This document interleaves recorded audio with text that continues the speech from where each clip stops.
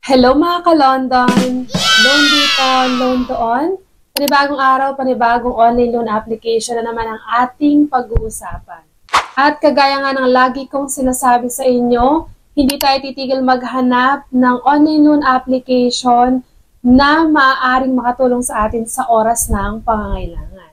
Pero bago yon, paano ba natin malalaman na legit talaga isang online loan application? Siyempre, unang-una, magkano ba ang kanyang ipinapaloan or binibigay na credit limit para sa first-time user, magkano ba yung mababawas dun sa credit limit na ibinigay niya, at syempre, gaano ba kahaba yung loan term niya.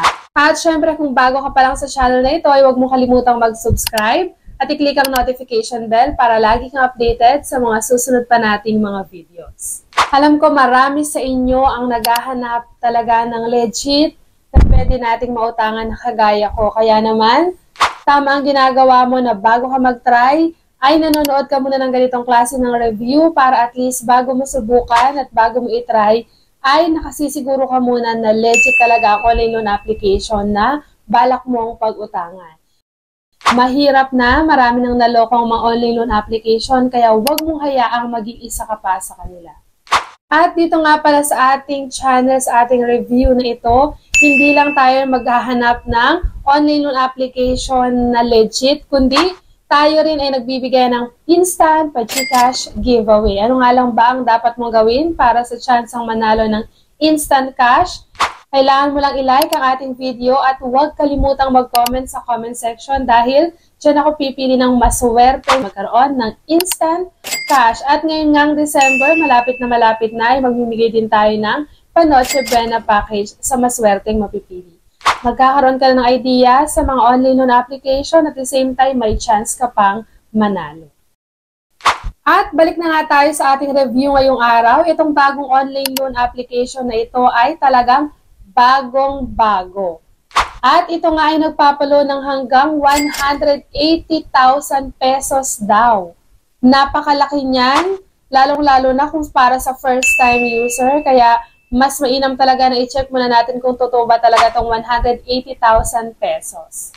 And sa sobrang bago nga na itong online loan application na ito, meron pa lang siyang 3 reviews. At dito nga ay pwede kang mag-loan basta ikaw ay 18 years old and above at isang Filipino citizen. At ang online loan application na tinutukoy ko ay walang iba kundi si CashJoy Loan App Philippines. Ito ay under sa Flexible Cashbacks Lending Incorporation. And sa ads nga niya, ito ang mga nakalagay. So nakalagay dito na high pass rate, high approval rate of 95%. So napakataas daw ng approval rate na ito. Imagine mo, 95%. At nakalagay nga dito na 80,000 naman daw ang pwede nating mautang sa kanya. At ito din daw ay high speed. It only takes 3 minutes to complete the loan. So yung application process daw ay 3 minutes lang. Napakaganda nga na ipinapakita nitong si CashJoy sa kanyang ads. Pero syempre, hindi pa tayo pwedeng basta-basta maniwala sa mga ipinapakita nito sa kanyang ads. Kaya wag na natin patagalin pa, i-check na agad natin. So pagka-download ko nga dito kay CashJoy, eto yung nag-appear dyan. Sabi niya, allow CashJoy to track your activity across other companies, apps, and websites. So kailangan natin i-allow yan para makapag-proceed tayo sa next step. Sabi niya dito, don't worry about borrowing money, borrow anytime without going out. Kasi nga, online loan application itong si CashJoy. I-click lang natin dyan yung next. Tapos dito sabi niya, enjoy low interest rates. Don't worry about high interest rates. So mababa daw ang kanyang interest rate. And ang kanya daw customer service ay nag-ooperate ng 24 hours.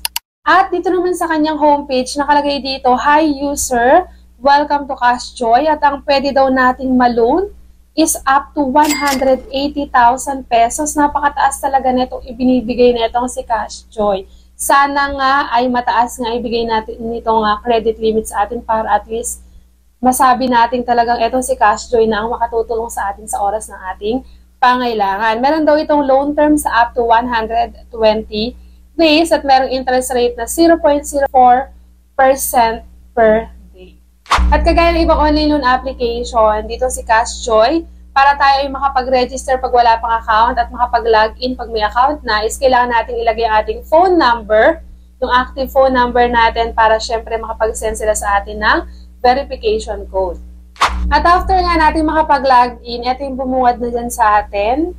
Hindi 180,000 ang kaya niya ipaloan sa atin at hindi rin 80,000. So dito nga, 3,000 ang nakalagay na loan amount na may loan term pa rin na 120 days at 0.05 naman ngayon yung kanyang interest rate per day. Tapos dito, meron siyang latest product na nakalagay dito na Bilis Pera at Safe Lend. So, ibig sabihin, same company si CashJoy at si Bilis Pera at saka si Safe Lend. I-apply now na agad natin yan para magkaalaman na kung magkano ba talaga or sino ba talaga si CashJoy. So, dito nga, nakalagay, Bilis Pera, ang amount lang na pwede natin malun is 2,000 na lang. At Bilis Pera ang nakalagay dito. So, ibig sabihin, si CashJoy ay si Bilis Pera din. Nagpalit lang siya ng pangalan. So, nakalagay dito, ito yung mga dapat nating sagutan or kailangan nating ibigay na information. Identity authentication, personal information, work information, emergency contact, at dito nga, meron na akong account dahil nga nakapag-try na ako dito kay Bilis Pera. Kaya nga sa mga nakapag-try na kay Bilis Pera, automatic na kayong may account dito kay CashJoy. Grabe talaga yung mga online loan application na naglalabasan ngayon. Imaginein mo, nagpapalit na lang talaga sila ng pangalan nila. So, ibig sabihin din natin masasabi kung ilang beses na talaga nagpalit ng pangalan itong mga online loan application na ito. At, syempre, dahil may account na nga tayo dyan, so, dito na agad tayo sa loan details. So, dito nga kay CashJoy ay na-approve tayo ng 4,000 pesos. Compare sa ibang online loan application na na-try na natin, na 2,000 lang kadalasan na binibigay na credit limit. Dito kay CashJoy, binigyan niya ako ng 4,000 pesos. Siguro, factor na din dito na meron na akong account sa kanila, kaya medyo tumaas na yung credit limit. So, ito ay binigay na credit limit lang sa akin, maaring maiba rin yung credit limit na ibibigay nila sa iyo. So, dito nga, yung 4,000 pesos na yan, hindi mo siya babayaran ng 120 days, kundi 7 days lang talaga. So, 7 days pa lang is kailangan mo nang bayaran yung loan amount na binigay nila sa iyo. Magkano ba or buo ba makukuha yung 4,000? Ang naibigay lang sa akin na disbursal amount is 2,480 pesos. So, saan napunta yung 1,520 pesos? Medyo malaki yung binawas nila kahit na 4,000 ibinigay nila sa aking credit limit. So, yung repayment amount, still 4,000 pa rin. Yung processing fee niya ay tumataginting na 1,266 pesos. Ang kanyang total interest fee, mababa lang, 26 pesos. Meron pa siyang risk control service fee na 228 pesos. Kaya, doon mapupunta yung 1,520 pesos na ibabawas nila doon sa 4,000 pesos na ibinigay nila sa yung credit limit.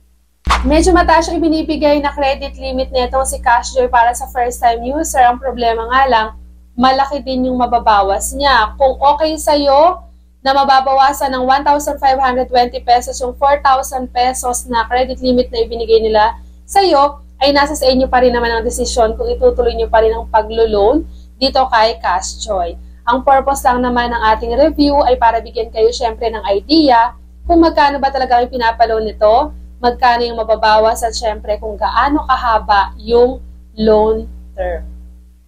Alam ko na nangangailangan kayo ng pera at naghahanap kayo ng legit na online na pwede niyong pag-utangan, pero syempre mas maganda pa rin talaga na pinakakaisipan natin mabuti bago tayo mag-try at nanonood muna ng ganitong klase ng review para at least matulungan kayo mabigyan ng information na makapag-desisyon kayo ng mas maayos.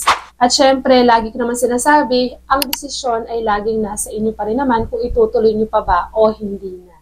At huwag nga kalimutan, i-like ang ating video at mag-comment sa ating comment section para sa chance ang manalo sa ating Pag-Gcash giveaway at Panoche Buena package. Dito na nga natatapos ang ating review ngayong araw. Hanggang sa muli mga kalondon! Bye-bye!